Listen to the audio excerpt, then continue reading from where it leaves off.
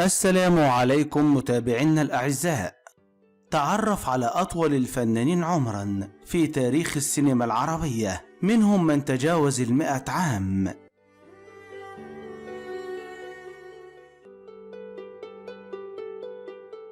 الفنان جميل راتب ولد 18 أغسطس عام 1926 بالإسكندرية، توفى في 19 سبتمبر عام 2018 عن عمر يناهز 92 سنة.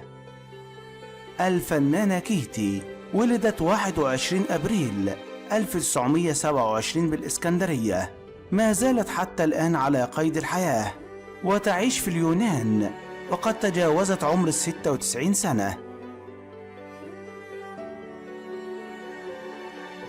الفنان عبد الرحمن أبو زهرة ولد في دمياط في 8 مارس عام 1934 وقد ناهز عمر 89 سنة.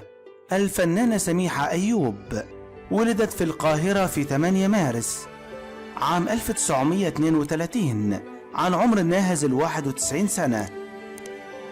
الفنان رشوان توفيق ولد ببني سويف في 2 فبراير عام 1933 عن عمر يناهز 90 سنة.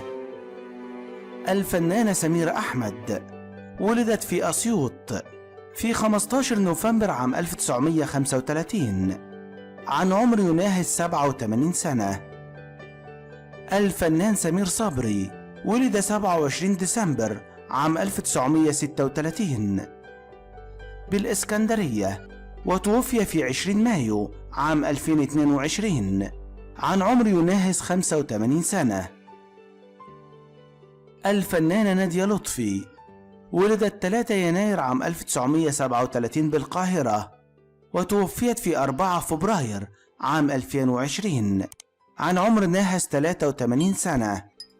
الفنان حسن حسني ولد 19 يونيو عام 1936 بالقاهرة، توفى في 30 مايو عام 2020 عن عمر ناهز 83 سنة.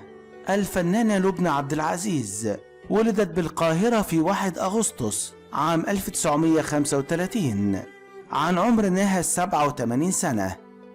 الفنان عادل إمام ولد في الدقهلية في 17 مايو عام 1940 عن عمر ناهز 84 سنة. الفنانة إنعام سالوسة ولدت في الدقهلية في 15 ديسمبر عام 1939 عن عمر ناهز 83 سنة. الفنان عزت العليلي ولد بالقاهرة في 15 سبتمبر عام 1934 وتوفي 5 فبراير عام 2001 عن عمر ناهز 86 سنة. الفنانة شريفة ماهر ولدت في 30 سبتمبر عام 1932 عن عمر ناهز 90 سنة. الفنان حسين فهمي ولد بالقاهرة في 22 مارس عام 1940 عن عمر ناهز 83 سنة. الفنانة سميرة عبد العزيز ولدت بالإسكندرية في 1 يونيو عام 1935 عن عمر ناهز 88 سنة. الفنان نعيم عيسى ولد بالإسكندرية في 6 يناير عام 1933 عن عمر ناهز 90 سنة. الفنانة كريمان ولدت بالقاهرة في 18 ديسمبر عام 1936 عن عمر ناهز 86 سنة. الفنان يوسف شعبان ولد بالقاهرة 16 يوليو عام 1931 توفى 28 فبراير عام 2021 عن عمر ناهز 89 سنة. الفنانة سلوى محمود ولدت بالقاهرة 26 يونيو عام 1930 توفت في 6 فبراير عام 2023 عن عمر ناهز 92 سنة. الفنانة ليلى هلال ياسين ولدت بالإسماعيلية في 5 أبريل عام 1938 عن عمر ناهز 85 سنة. الفنان حسن يوسف ولد بالقاهرة في 10 ديسمبر عام 1934 عن عمر ناهز 89 سنة. الفنانة اعتدال شاهين ولدت بالقاهرة في 19 أغسطس عام 1929 عن عمر ناهز 94 سنة. الفنانة كوثر شفيق ولدت بالقاهرة في 23 ديسمبر عام 1930 عن عمر ناهز 93 سنة. الفنان دريد لحام ولد بدمشق في 9 فبراير عام 1934 عن عمر ناهز 89 سنة. الفنانة ميمي جمال ولدت في 21 يونيو عام 1941 عن عمر ناهز 82 سنة. الفنان محمد فريد ولد في 20 أبريل عام 1940 عن عمر ناهز 83 سنة. الفنان أسامة عباس ولد بالقاهرة في 22 سبتمبر عام 1939 عن عمر ناهز 84 سنة.